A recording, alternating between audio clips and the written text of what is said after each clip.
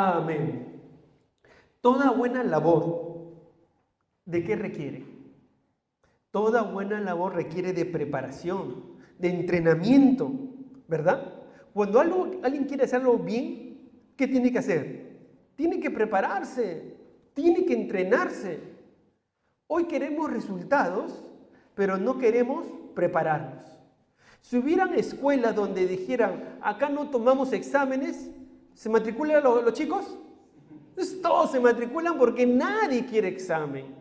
Todos quieren aprobar y no se quieren preparar para un examen. Y a veces también así es el cristiano. Queremos madurez cristiana, pero la madurez exige sacrificio, exige dolor, exige privaciones. ¿Usted ha orado alguna vez, Señor, dame paciencia? ¿Usted ha pedido alguna vez? ¿No? ¿Y qué le envió el Señor? Problemas, pruebas. Pero a veces nosotros creemos que cuando decimos, Señor, dame paciencia, el Señor disuelve algo en nuestra vida y tenemos paciencia. Pero no, nos hemos dado cuenta que muchas veces Dios muchas veces usa experiencias para trabajar en nuestra vida. La madurez exige sacrificio, dolor, privaciones. Y esto ocurrió en la vida de Elías. Elías lo entendió. La semana pasada, recordad que vimos el llamado de Elías. Dios llamó a Elías. Dios respaldó a su siervo. Dios lo utilizó. Y decíamos que Dios sigue llamando hombres y mujeres. Amigo, señorita, hoy que usted nos visita. Hoy usted no está por casualidad. De pronto también Dios lo está llamando porque Dios sigue llamando hombres y mujeres para su obra. Hombres y mujeres falibles, pecadores, pero que desean agradar a Dios. Elías fue uno de ellos. Un hombre llamado por Dios que fue utilizado para testificar a su pueblo Israel. Y es interesante porque vimos que Elías comienza su ministerio público llevando el mensaje a nada más y nada menos ¿a quién? Al rey Acab. Recuerda este nombre, el rey Acab, uno de los reyes muy malos. ¿Y su esposa cómo se llamaba? Jezabel, una de las mujeres en la historia bíblica muy mala. Así que él va a llevar el mensaje al rey Acab. ¿Y cuál era su mensaje inicial de Elías? ¿Se acuerdan? ¿Qué no iba a haber? No iba a llover, iba a haber una sequía. Dice el versículo 1, 1 Reyes 17:1. Entonces Elías Tisbita, que era de los moradores de Galaad, dijo a Acab: vive Jehová Dios de Israel, en cuya presencia estoy, que no habrá lluvia ni rocío en estos años, sino por mi palabra. Este pasaje lo estudiamos la semana pasada. Pero aquí notamos interesante, cuando vemos el texto, notamos algo interesante. Notamos que aquí la Biblia, el texto bíblico nos dice, entonces, Elías, ¿qué? Tisbita, ¿verdad? Vimos por qué dice Tisbita, ¿verdad? ¿Por qué dice Tisbita? Porque venía de Tisbe, ¿verdad? Entonces, Tisbita. Pero ¿en dónde quiero notar esto? Que aquí a Elías se le presenta como un vocero de Dios, como un profeta de Dios. Y así comenzó Elías su llamado como un vocero de Dios. Ahora, los estudiosos de la Biblia nos dicen que Elías comenzó su ministerio a una edad madura. Se cree que Elías comenzó su ministerio a los 40 o 50 años. Es decir, ya estaba madurito. Y el texto bíblico nos narra un ministerio de 15 años. Uno comienza a sumar todas las fechas que nos muestra el texto bíblico que cuenta la historia de Elías, y más o menos su ministerio duró aproximadamente 15 años. Si comenzó este ministerio a los 40, terminó a los 55. Si comenzó a los 50, terminó más o menos a los 65. No lo sabemos con exactitud, pero lo que sí sabemos es que cuando Elías comienza este ministerio que Dios le llama y que está narrado en la Biblia, tenía una edad madura. Era alguien maduro, no era un joven, era alguien maduro. En otras palabras, Elías tenía cierta preparación. Y a su edad madura, Dios lo llama a Elías y lo mueve de su tierra natal. Lo mueve de su lugar para llevarlo a la capital de Israel, para llevarlo al palacio ante el rey Acab. Ahora, el texto bíblico nos presenta a Elías y le dice Elías tisbita. Pero algo marcó en la vida de Elías. Algo marcó la vida de este hombre. Porque luego vemos que el texto bíblico lo llama de otra forma. Vemos versículos más adelante, que los vamos a ver un poco más adelante, pero vamos a ver hoy el versículo 24, y vemos que en la Biblia cómo lo describe. Entonces la mujer dijo a Elías, ahora conozco que tú eres, ¿qué dice? Varón de Dios, y que la palabra de Jehová es verdad en tu boca. Algo sucedió en el versículo 1 y para que llegue al versículo 24, que se le llama hombre de Dios, algo sucedió. Algo sucedió en la vida de Elías, y lo que sucedió está en los versículos anteriores, en lo que hemos leído, y que ocurrió en el lugar llamado Querib. Dios transformó a su vocero, Dios transformó a su profeta, Dios transformó a su servidor en verdaderamente un hombre de Dios. Quiere decir que no era creyente, sí era creyente, estaba sirviendo, era un profeta, era un vocero de Dios. Pero algo sucedió en la vida de este hombre que Dios lo hizo un hombre de Dios. Esos hechos que vivió en Querib hicieron que este hombre se convierta en un siervo dependiente de Dios. Tozer es un teólogo de la Alianza Cristiana muy conocido, escritor de muchos libros. Yo recomiendo siempre leer a este autor Tozer. Tozer dice lo siguiente en uno de sus libros, dice: Es dudoso que Dios pueda bendecir o utilizar grandemente a un hombre si antes no lo ha herido profundamente. Es dudoso que Dios pueda bendecir o utilizar grandemente a un hombre si antes no lo ha herido profundamente. Y sabes, eso fue lo que ocurrió en Querib, en el arroyo de Querib. Dios hirió a Elías, Dios trabajó en la vida de Elías, Dios humilló al profeta para convertirlo verdaderamente en un siervo de Dios.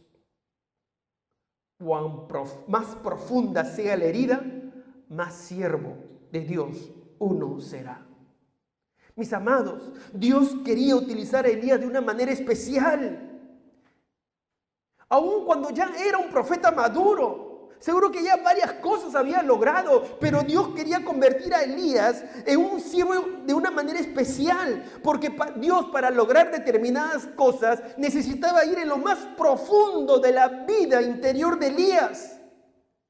Tenía que trabajar en cosas que lo prepararían para encuentros, para tareas, labores que podrían destruirlo si no era un siervo obediente o si era un siervo menos consagrado o preparado. Dios necesitaba trabajar en la vida interior de Elías. Sí, amados, así como otros siervos de Dios que Dios tuvo que trabajar, por ejemplo, con Moisés en el desierto. Elías también tenía que ser humillado y obligado a confiar en Dios. Elías tuvo que ir al arroyo de Querib para que Dios trabaje en su vida.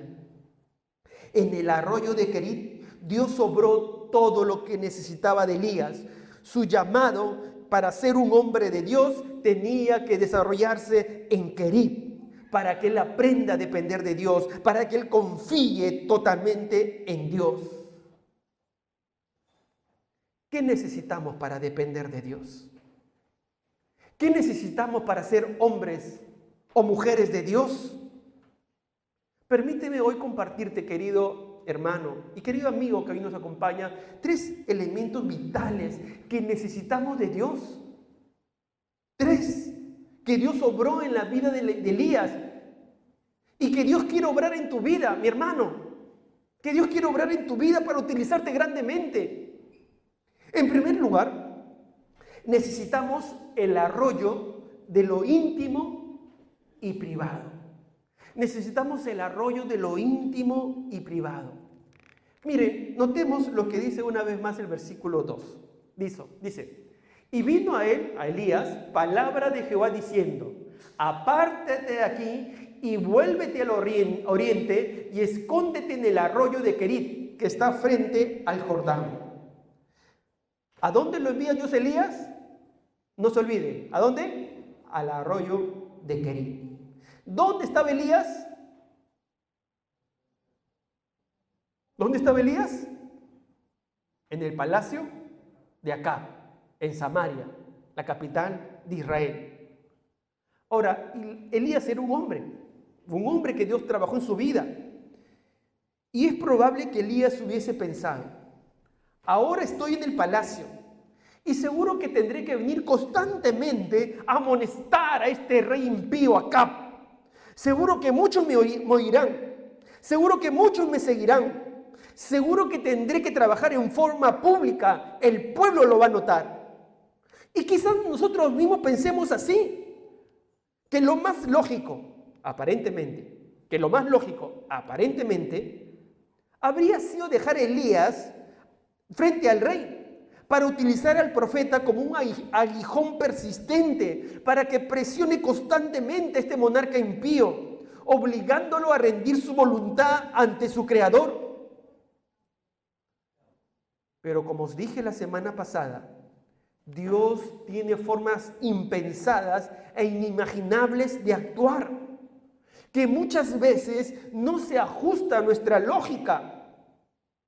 No se ajusta a nuestra lógica. Cuando Dios quiere obrar en tu vida, mi amado hermano, hay muchas cosas que no se ajustan a nuestra lógica. Y Dios le dice a Elías, quiero que te vayas a esconder al arroyo de Querit. Escóndete, apártate del palacio. ¿Qué? ¿Dios? ¿Al arroyo de Querit? ¿A Querit? Señor. Es interesante que muchas veces los nombres en la Biblia, casi todos tienen un significado muy especial. Y en este caso, Querit, la palabra Querit en hebreo significa cortar, partir. Es el crisol del horno para fundición. Y Dios le estaba diciendo a Elías, ve a Querit, porque ahí vas a ser cortado, ahí vas a estar acrisolado, vas a ir a refinería. Sí, Elías tenía que ser cortado de toda relación, de toda actividad pública, tenía que ser quebrado, tenía que ser refinado. Dios le dice, ve al arroyo de Querit. Si usted o yo fuera Elías, ¿qué hubiera dicho? ¿Qué hubiera dicho? Señor, un momento. ¿Que tú no me llamó para servir? ¿Que voy a estar oculto? ¿Nadie me va a ver? Entonces nadie se va a dar cuenta que soy profeta. Nadie se va a dar cuenta que tengo que traer tu mensaje. Señor, ¿me ha llamado para estar oculto en el silencio? Pero ahí donde Dios quería llevarlo, al arroyo de lo privado y lo íntimo, a un lugar solitario donde Dios iba a trabajar en su vida. Dios iba a trabajar en la vida de Elías, en la intimidad de lo privado. Y amados hermanos, muchas veces Dios nos saca de determinados lugares para llevarnos al silencio, para llevarnos a lo privado, para llevarnos a lo íntimo. Y Dios mudó a Elías del palacio al escondite que Dios había elegido. Él lo lleva del foro público al refugio privado, de la dinámica de la actividad a la tranquilidad de lo privado. Y esto pareciera lindo, pero muchas veces es difícil, ¿sí o no? Sobre todo para las personas activas. Este jueves hablamos de las Martas, ¿os acordáis? ¿No? Los que son muy activos, a veces es difícil. No, yo tengo que hacer algo, yo tengo que estar haciendo algo, yo no puedo estar tranquilo. No, pero Dios le estaba diciendo a Elías, sal de la mirada pública. Apártate de todas estas cosas que satisfagan tu orgullo y tu ego y vete a vivir junto al arroyo. Muchas veces Dios tiene que obrar así en nuestra vida. Y a veces no queremos lo íntimo y lo privado y Dios tiene que usar de pronto una circunstancia, una enfermedad, un problema que nos obliga a un cambio así. alguna circunstancia de la vida. Nos obliga a ir a lo íntimo, a lo privado. Pero algo que tenemos que aprender, mis amados hermanos, es que tú y yo necesitamos depender de Dios, necesitamos confiar en Él, necesitamos fortalecernos en Él, necesitamos periodos, tiempos de intimidad, tiempos de dependencia, de fortaleza en Dios como lo necesitó Elías. Tú y yo no somos ¿qué? Somos Superman, super espiritual y que no somos así. Necesitamos esos momentos de quietud, periodo de intimidad con Dios, porque si no nos vamos a desgastar o vamos a depender de ¿qué? Vamos a depender de estar haciendo algo, voy a depender del servicio, voy a depender del activismo, voy a depender de la notoriedad, voy a depender del hacer. Cuando una persona está dispuesta a dar un paso al costado en el ministerio, cuando alguien está dispuesto a menguar para que otro realice una determinada tarea, evidentemente es una señal de madurez, porque lo contrario brota en el corazón. En el corazón brota el activismo, la notoriedad, porque el hacer me convierte en algo, porque el hacer me da valor, y de aquí nadie me saca entonces. Ahora, si bien es cierto que no hay nada de malo en ser un líder o cumplir un papel de vocero de Dios como Elías, no hay nada de malo y más bien tenemos que ser fieles en lo que Dios nos llama, pero qué fácil es aficionarse a estar adelante. Qué fácil es aficionarse a ser visto, a sentirnos que somos indispensables para un ministerio, para un grupo de personas o indispensables para el plan de Dios. Qué fácil es creernos eso o sentir eso. Qué fácil es descuidar o ignorar o pasar de alto ocasiones cuando de repente Dios nos está llamando a lo íntimo, a lo profundo, a parar, a repensar las cosas, a renovar nuestra alma.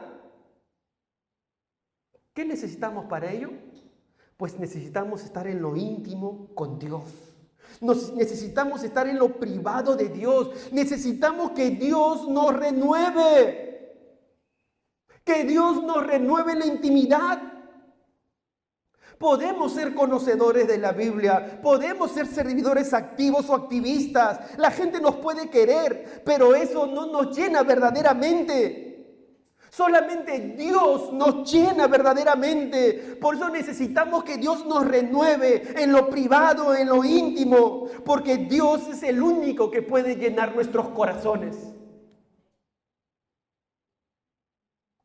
Debo reconocer que muchas veces también he caído en la preocupación de las obligaciones, en la preocupación de los quehaceres. Y Dios me ha tenido que obligar a parar, a mirarlo, a renovarme en lo íntimo y privado, a volverme a Él, a cambiar, a ser transformado. No es fácil. ¿Quién quiere ser humillado? ¿Quién quiere ser humillado? Nadie quiere ser humillado. Nadie quiere ser humillado. Pero mi amado hermano, querido hijo del Señor, si Dios te va a utilizar, debemos aprender a menguar. Debemos aprender a ser menos nosotros para depender más de Dios. Y eso solo ocurre en los momentos de intimidad y privacidad con Dios, como lo fue con Elías. Necesitamos el arroyo de lo íntimo y lo privado. ¿Cuánto dicen amén? Lo íntimo y lo privado. Allí donde Dios nos renueva. Allí donde Dios podemos confiar y depender de Dios. El arroyo de lo íntimo y lo privado. Pero segundo, ¿qué más necesitamos? Necesitamos obedecer y servir en el silencio. Obedecer y servir en el silencio. Dios lo envía a Elías. ¿A dónde lo envía? Recuerden, ¿a dónde? Al arroyo de Querit. Y bueno, Elías pudo haber dicho, bueno, Señor, está bien, voy a ir a Kerit, a Yeyel. Y una consulta, Señor, ¿habrá un hotel? ¿Habrá una posada? ¿Una casa? ¿Un piso? ¿Airbnb? ¿Me esperarán los residentes con una pancarta y que me darán la bienvenida? No, Elías, dice el Señor, versículos 3 y 4, o 4 y 5, beberás del arroyo, y yo he mandado a los cuervos que te den allí de comer. Y él fue e hizo conforme a la palabra de Jehová, pues se fue y vivió junto al arroyo de Kerit que está frente al Jordán. ¿Qué hizo Elías? Obedecer. Te vas a Kerit, al arroyo. Señor, perdón, ¿puedes volver a repetir? ¿Arroyo? ¿Qué había predicho Elías? ¿Qué iba a haber? No iba a llover. Entonces, ¿qué iba a haber? Una sequía. No de días, no de semanas, no de meses, de años.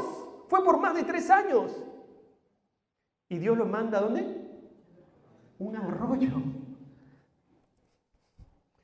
¿A un arroyo? ¿Recuerdan? Elías era un hombre. ¿A un arroyo? En una sequía que va a dar beber agua. Y Señor, ¿quién me va a recibir? Yo voy a mandar unos cuervos que te llevarán comida. ¿Cuervos? Para los hebreos era un animal inmundo. ¿Y qué comen los cuervos? Son carroñeros, efectivamente. Si Elías era de los hombres que se limpiaban las manos y se pasaba pañuelitos y antigénicos y se limpiaba todo y limpiaba sus cubiertos y limpiaba sus cuchillos y limpiaba su asiento y el plato, todo, ya fue. Ya fue. Porque los cuervos carroñeros iban a traer la comida. Me acabo de acordar un acontecimiento, pero no lo voy a contar. Pero varios se han acordado de ese acontecimiento que... Amados, Dios lo estaba mandando a Elías a un lugar retirado. Dios, me está diciendo que deje el palacio, que deje la capital de Israel, y quieres que me vaya a un lugar retirado, en medio de una sequía, y me vas a proveer agua mediante un arroyo, y me vas a proveer comida por medio de cuervos. No van a venir mozos ni nada, ni son ¿cómo se llaman los que traen la comida? Camareros, no va a haber camareros, va a haber cuervos. Señor, ¿y mi servicio?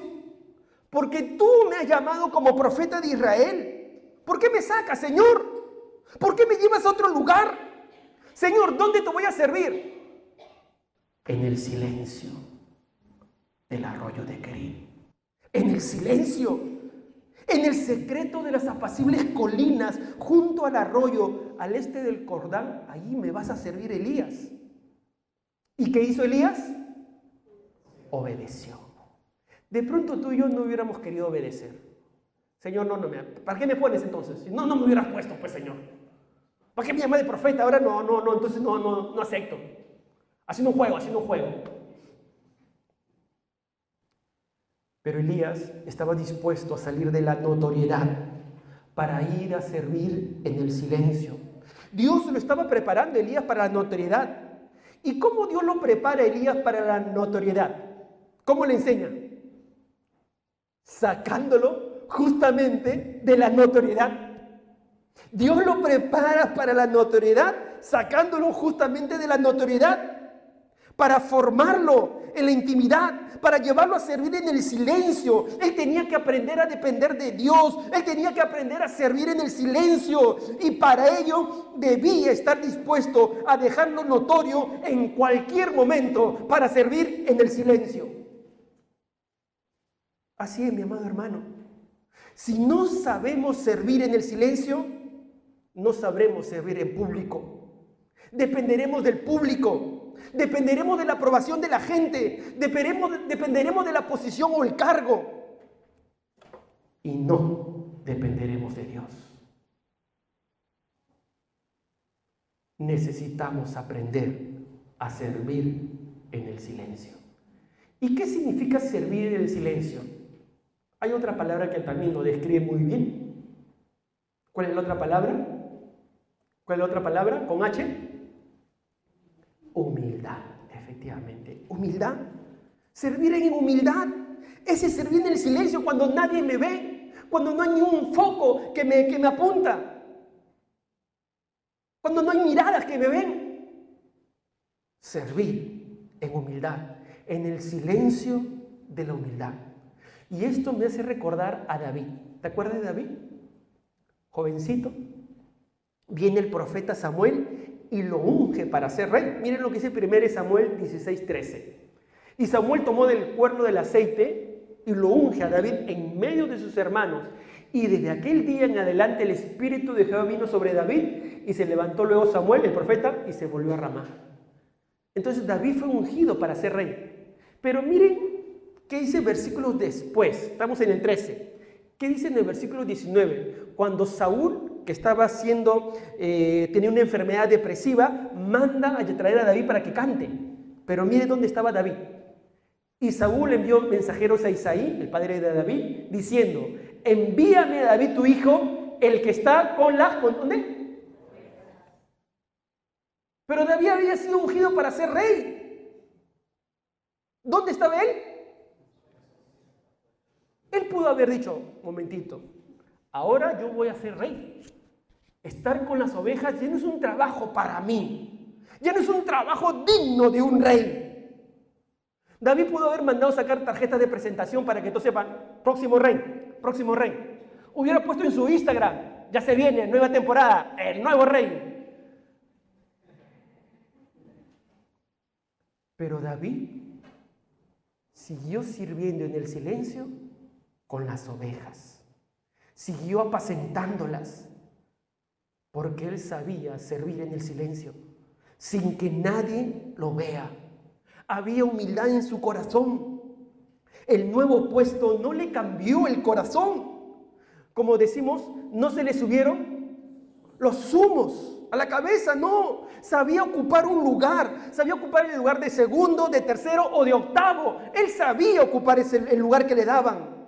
Él sabía retroceder. Él sabía esperar su tiempo. ¿Por qué? ¿Por qué? Porque aprendió a servir en el silencio. El que aprende a servir en el silencio, en la humildad, entonces sabe ocupar su lugar, sabe retroceder, no vive de lo público, del cargo, ¿no? Y amados hermanos, así fue con Elías. Elías tenía que aprender a servir en el silencio, a ser obediente, ser obediente y servir en el silencio. Ahora, note esto.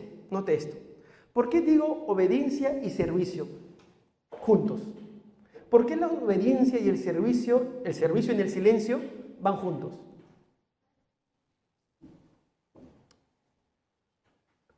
Porque muchas veces tenemos que hacerlo por obediencia. Y cuando uno lo hace por obediencia, ve el obrar de Dios. Porque cuando Dios obra, incluye su provisión. Por eso dice el versículo 5 de Primera de Reyes: y los cuervos le traían, ahí está, 16, gracias. Y los cuervos le traían pan y carne por la mañana, y pan y carne por la tarde, y bebía del arroyo. Dios le proveía fielmente. Le llegaba su carne. No sabemos qué carne, pero imaginemos un asado, un chuletón, un churrasco, un lomo, no sabemos. Pero en la mañana le venía su pan y su carne. Claro, del pico del cuervo, pero venía. Y es que, amados hermanos, la dirección de Dios incluye provisión. Incluye provisión. Dios provee. Dios provee. De ahí la importancia, amados hermanos, de cuidar nuestro corazón. No amemos los cargos, no amemos la notoriedad. Escuchadme bien, no sobreamemos el servicio. No sobreamemos el ministerio. Amemos al Dios del ministerio. Amemos al Dios del servicio. Amemos a Jehová nuestro Dios. ¿Se entiende, verdad, amados hermanos? No debemos cambiar el orden. No debemos cambiar el orden. Y no cambiamos el orden cuando servimos en el silencio de la humildad. Y obediencia y silencio van juntas. ¿Por qué? Porque muchas veces cuando Dios nos silencia, cuando Dios nos baja, cuando Dios te silencia un poco o te manda detrás de las ovejas, ¿qué necesitamos para hacerlo? Obediencia. Obediencia. Obediencia. La rebeldía es lo contrario. Pero amados hermanos, la verdad es que de nuestro corazón no brota la obediencia. Pero Elías es un ejemplo de obedecer a Dios. De obedecer a Dios. De nuestro corazón de cada uno de nosotros no brota la obediencia. Más bien brota alejarnos de Dios, brota rebelarnos. Dios utiliza circunstancias para que hoy estés aquí, de pronto amigo. Pero nuestro corazón no está a buscar a Dios. No brota a buscar a Dios. Dios usa circunstancias para que Él pueda encontrarnos o llamarnos. Igual, amado hermano, estamos en los caminos del Señor, pero tenemos que rendir nuestro corazón, doblegar nuestro corazón, rendir nuestro propio yo, doblegar nuestro yo para ser obedientes. Y cuando somos obedientes, entonces podemos servir en el silencio de la humildad. Estamos dependiendo de Dios. Amén. Entonces hemos dicho que necesitamos el arroyo de lo íntimo y privado. Necesitamos obediencia y servicio en el silencio. Tercero, necesitamos de sequedad para revitalizarnos. ¿Cómo, pastor? ¿Sequedad para revitalizarnos? Pastor, ¿se ha equivocado usted o qué ha comido, pastor? Creo que tomó mucho café, pastor. Pero quiero tomar esto de lo que dice Primera de Reyes, capítulo 17, versículo 7. Dice, pasado algunos días, ¿dónde estaba Elías? En el arroyo de Querit. Pasado algunos días, ¿qué ocurrió? Se secó el arroyo, porque no había llovido sobre la tierra. ¿Qué ocurrió? En un momento dado, Elías va al arroyo y en el arroyo ya no estaba brotando agua sobre las rocas. Ya no fluía como en días pasados. Ya no había más agua. Se había secado. Estaba dura la tierra. Ya no había agua. El arroyo se había secado. Ahora bien, amados hermanos, permitidme hacer un paréntesis. Acá hay una lección importante que no puedo dejar de decirla. Escuchadme. El Dios que da el agua también puede no darla. ¿Escucharon? El Dios que da el agua también puede no darla. Ese es su soberano derecho de Dios. Ese es su soberano derecho de Dios. Pero ¿qué dicen nuestros sentimientos humanos? Nuestros sentimientos humanos nos dicen, una vez que nuestro Padre Celestial nos da el agua, ya no puede volver a quitárnosla. Señor, si tú me has dado agua, no me la puedes quitar. Ya me has dado un negocio, Señor, tú no me lo puedes quitar. Ya me has dado un ministerio y no, Señor, no me lo puedes quitar, no puedo cambiar. Tú, Señor, me has dado un trabajo, no me puedes quitar de ese trabajo. Dios, no tienes derecho de meterte.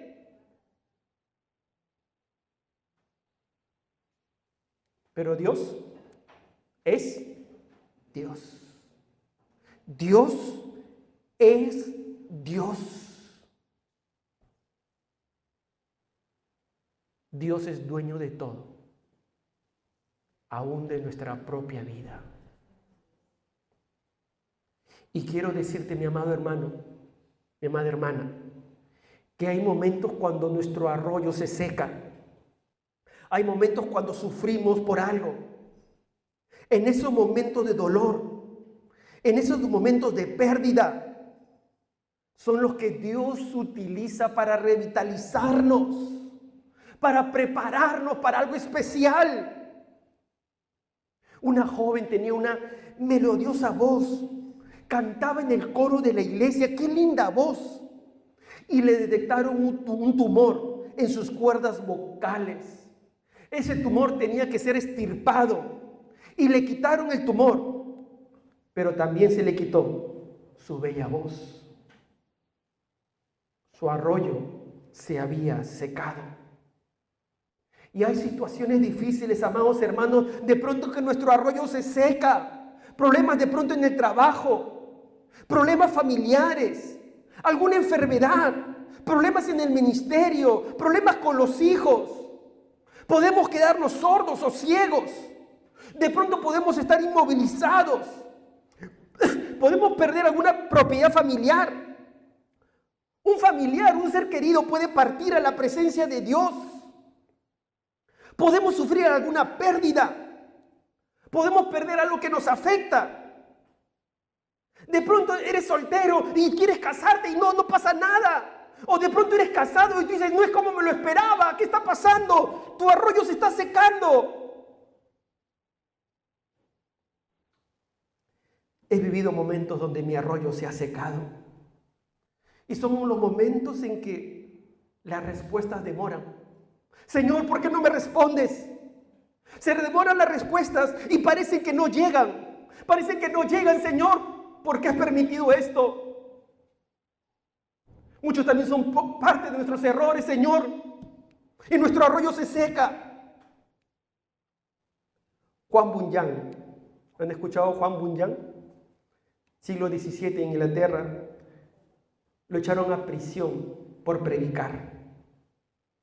Su arroyo de oportunidad y libertad se secó. Pero su fe y dependencia en Dios lo llevó a escribir El progreso del peregrino. Ahora sí te acuerdas. El progreso del peregrino, Juan Bunyan. La alegoría o el libro más famoso en toda la historia de la lengua inglesa. Y seguro que muchos de vosotros lo habréis leído, El progreso del peregrino, un lindo libro que cuenta una alegoría muy linda acerca del reino del Señor, del camino del cristiano. Su arroyo se secó, pero dependió de Dios. ¿Sabes, amado hermano? Un arroyo se puede secar, pero puede ser el instrumento para llevarnos a revitalizarnos en Dios. Los arroyos secos no eliminan el plan de Dios para nuestra vida. Recuérdalo, los arroyos secos no eliminan el plan de Dios para nuestra vida, sino por el contrario, hace que brote, sea la situación que estés viviendo. En los arroyos secos no eliminan el plan de Dios, sino que hacen que broten. Podemos nosotros preguntarnos, Señor, ¿dónde estás? ¿Dónde estás? Antes bebía del arroyo. Antes las cosas eran más fáciles. Antes todo iba bien, pero ahora me siento perdido. No me ubico. Señor, ¿dónde estás? Señor, ¿por qué sufro? Señor, ¿por qué lloro? Señor, ¿por qué estoy viviendo esta situación? Pero Dios te dice, lo sé. Es allí donde quiero que estés. Sé dónde estás y te estoy viendo. No me he olvidado de ti. Confía en mí, en la situación que estás ahora. Confía en el Señor, mi amado hermano. Dios te está viendo. Mira lo que dice Dios a través del profeta Isaías. Isaías 49, 14, 16 dice: pero Sión me dijo, ¿me dejó Jehová y el Señor se olvidó de mí? Dios responde: ¿se olvidará la mujer de la que dio a luz para dejar de compadecerse del hijo de su vientre? Aunque olvide ella, yo nunca me olvidaré de ti. He aquí que en las palmas de las manos te tengo esculpida. Delante de mí están siempre tus muros. Mi amado hermano, Dios no se ha olvidado de ti ni de mí. Dios no nos ha abandonado. Dios no se ha marchado. Él nos ve en la palma de su mano. Una mujer que da luz no se olvida de su bebé, aunque hay pocas madres que sí, pero Dios dice, yo no lo haré así, yo nunca me olvidaré de ti. Dios nunca se va a olvidar de ti, mi amado hermano, ni de mí. ¿Por qué? ¿Por qué? Porque Dios nos ve en la palma de sus manos.